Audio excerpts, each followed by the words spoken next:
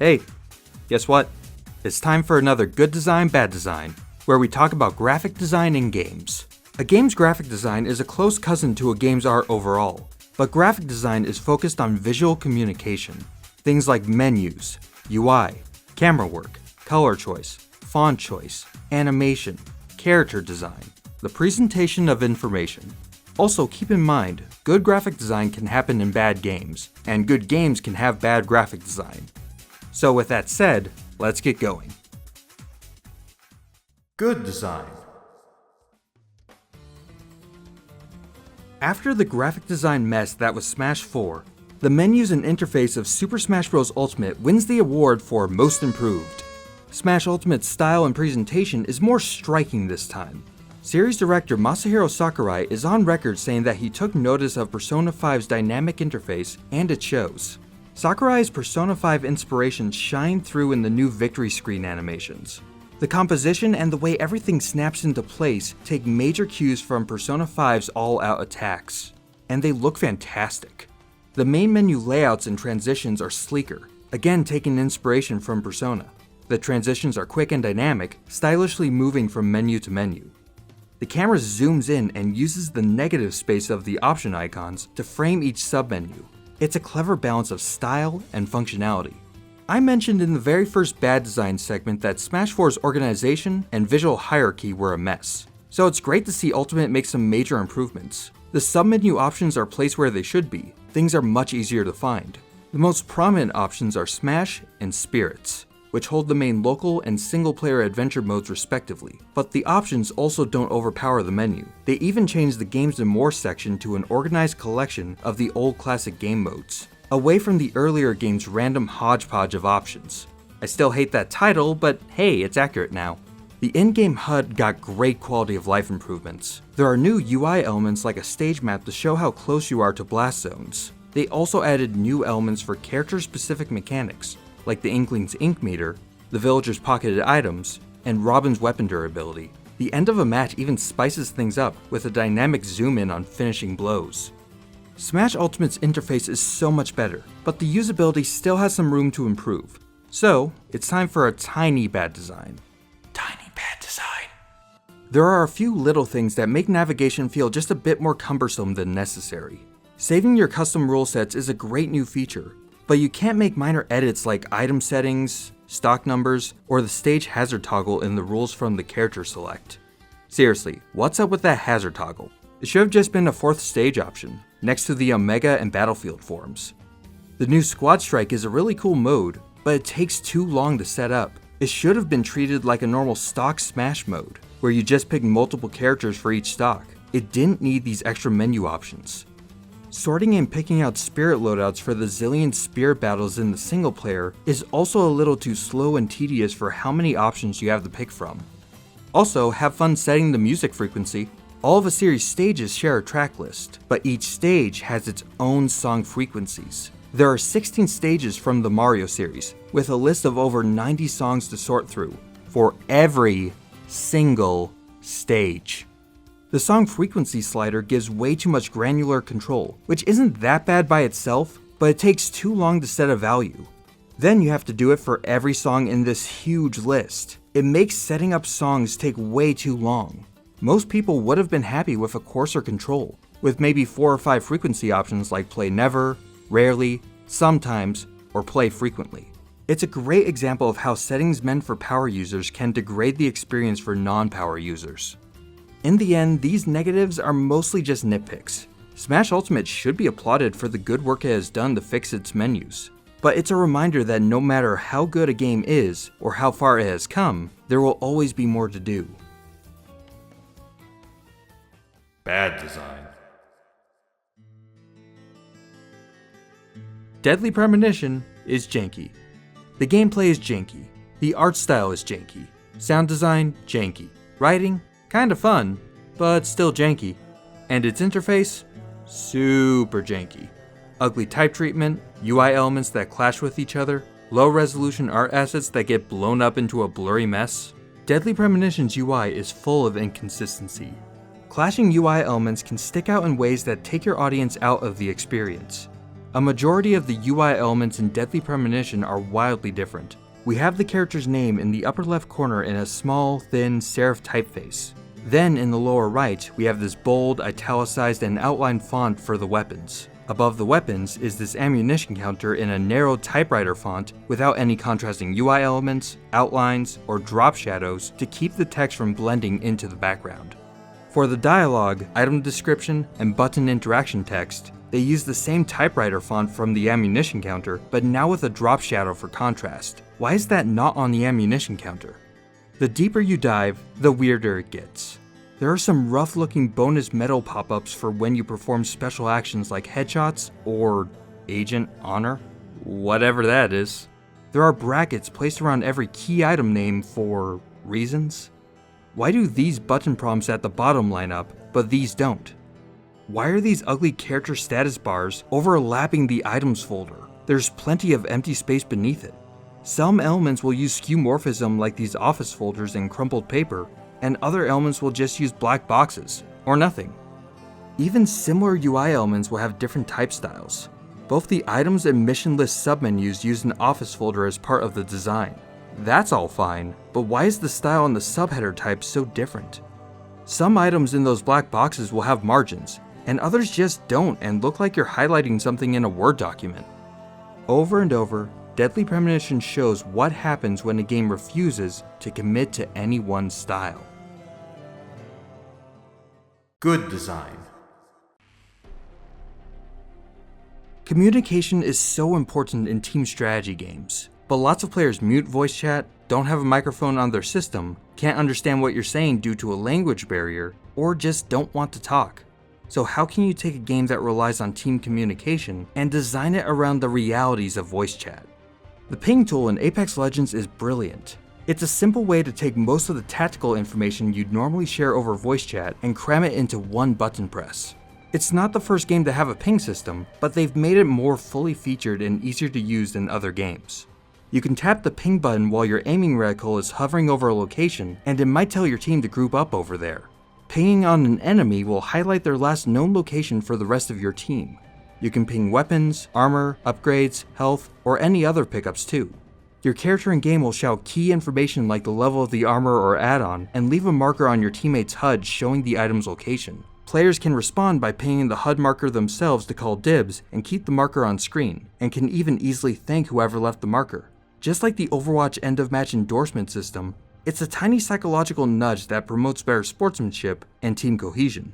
No matter who your teammates are, their skill level in the game, or their hardware setup, they can help the team out with just one button press. The coolest part of the system might be how it gets around language barriers. By being a go-between for team communication, the game can take a ping send from a Canadian player and localize it into Portuguese for their Brazilian teammate. Raw voice chat alone could never make communication so easy between teammates who speak different languages. The devs spent months playtesting the game with random names and no voice chat to emulate playing online with strangers. They iterated on the game with the lessons learned in those sessions, and through a lot of hard work, came up with the friendliest team communication tool I've ever seen. There's a rule of thumb in design that you can tell you found a good solution if it solves a lot of problems at once. The ping system compensates for teammates missing or unwilling to use voice chat, helps communicate complex information, and solves a cross-cultural communication barrier. It is good design. Bad design. Most RPGs deal heavily with character progression and management. For most of them, that means fiddling with stats, equipment, and skills inside menus, from the start of the game to the end. Since you're in them so often, players notice when RPGs have rock-solid menus and navigation. Bad menu design sticks out, and feels worse the more you have to use it. The first Mass Effect is amazing, but its menus and UI are not. It's not broken. It's not the worst interface I've ever seen, but aesthetically it's bulky and bland. Functionally, it's inefficient. The equipment screen is especially bad in the console versions of the game. It's not well organized and the screen space is used so inefficiently. Going from left to right, we have three core elements: the character preview, the equipped item with stat details, and your available inventory. Your items are listed in a single column, with just 5 pieces of equipment shown at once. There is no new marker. While inventory is divided by type, you can't sort items. Repeat items don't stack, so you'll see a dozen copies in the list one at a time, which wastes space that you could have used to show something, anything else. The inventory management tools are lacking, and the game constantly gives out more stuff, so you'll have to take time to clear up inventory space. Not to mention, every time you discard equipment that's placed lower on the list, you're brought back to the very top, forcing you to scroll back down. They don't make inventory management that quick and easy, and it's definitely not fun, so it feels like a waste of time. Each item in the list wastes a ton of screen space. Every item has 2 lines of text, the item name and the category, like assault rifles, pistols, etc. Everything is sorted by category, so why is this name here taking up space? The second text line is redundant. Even without changing the rest of the design, you can show twice as many items if you cut out the redundant information. The character management menus have problems too. You can't manage the inventory or skills of any of your reserve party members. You can't compare equipment, so it's a mystery if your new stuff is better than the reserve party's old stuff. You have to go back to your ship, swap out your party members, and then manage their equipment and skills. It takes forever, and if your reserve party was just always in the menus, it'd be so much faster. You can only sort through everyone's inventory at once by going to their lockers that are located on the lower decks of your ship, which isn't a real solution. Mass Effect is obviously not a bad game. Looking at the scope of the entire project, from the 2007 era AAA graphics to the deep world building and storytelling, inefficient menus are a minor problem, but because of how much time you spend in them, the inefficient and dated design of the menus have an outsized impact. Good design. A game's user interface can be governed by its control scheme. A UI that works great for one control scheme might be terrible for another. Thanks to its control and UI changes, Pikmin brilliantly adapted the RTS to consoles at a time when there weren't many great console RTS games. First, a quick history lesson. Real-time strategy games and the PC are made for each other. Like, literally. The genre has been refined for decades with mouse and keyboard controls in mind. Lots of popular real-time strategy games from the 90s were ported to consoles, but they were pretty awful. StarCraft 64? Ugh. Command & Conquer? On the N64? Ugh. The ports are slow and clumsy, and don't feel much like the games they're trying to emulate. So what was tripping up all these console RTS ports? It starts with the controls. In games like StarCraft or Age of Empires, players click on units from an isometric view above the action. You play inside a button-rich frame full of buildings to build and tactics to use. The UI leans into the biggest strength of PC mice, quick and accurate cursor movement. So when the games were ported to consoles, there was an immediate problem. Analog control sticks and mice don't behave the same. Control sticks don't have the same precision or speed of a mouse. A console port originally designed for PC controls has to compensate. Traditional RTS games fall apart without high precision, so cursor movement had to slow down instead, and because of that, the early console RTS ports slowed down too. To make a console RTS work, Nintendo had to rebuild from the ground up. Start with the platform's strength. Character control works great on controllers, but if you're going to make a radical change like centering an RTS around a character, you'll have to radically change the UI to match. In Pikmin, Captain Olimar and his target reticle fill in the role of a cursor. Instead of selecting units by clicking and dragging to highlight them, you whistle over Pikmin with the reticle. To replace a click drag to select units, you hold down the whistle button instead. The radius of Olimar's whistle gets wider, and you can call over groups of Pikmin at once.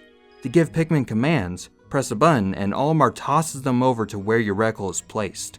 Depending on what the Pikmin lands on or is near, they'll automatically pick an appropriate task, whether it's carrying objects back to your base, breaking down walls, or attacking enemies.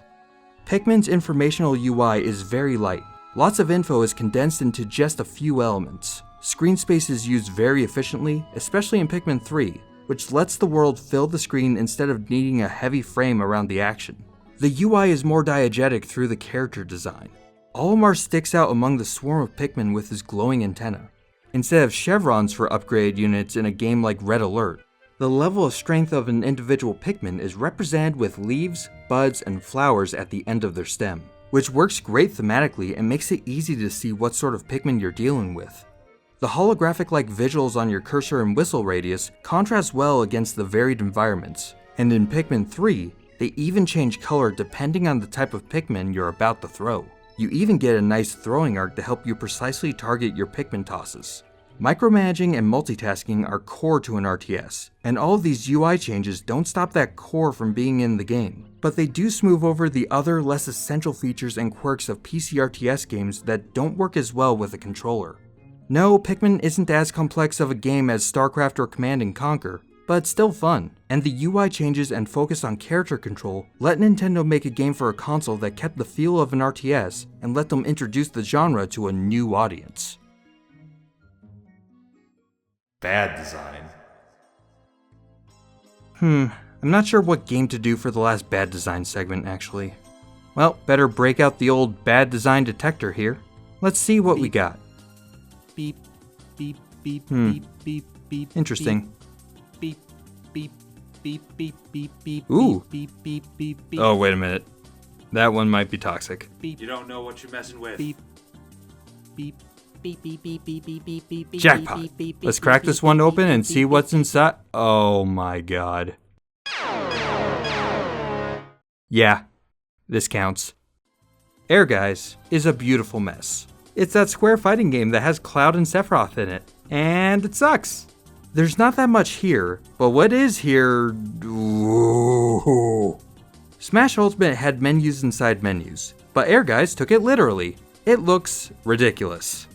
Some of this is skeuomorphic, and some is not. The name of the game is in two places in one image. The select character menu doesn't show you the character list, and makes you scroll through everybody. Here's a totally different character select menu. Here's another totally different character select menu.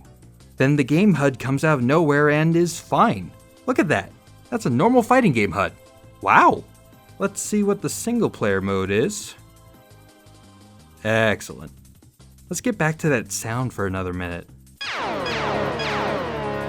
Yeah, this is like novelty bad. God bless the designers.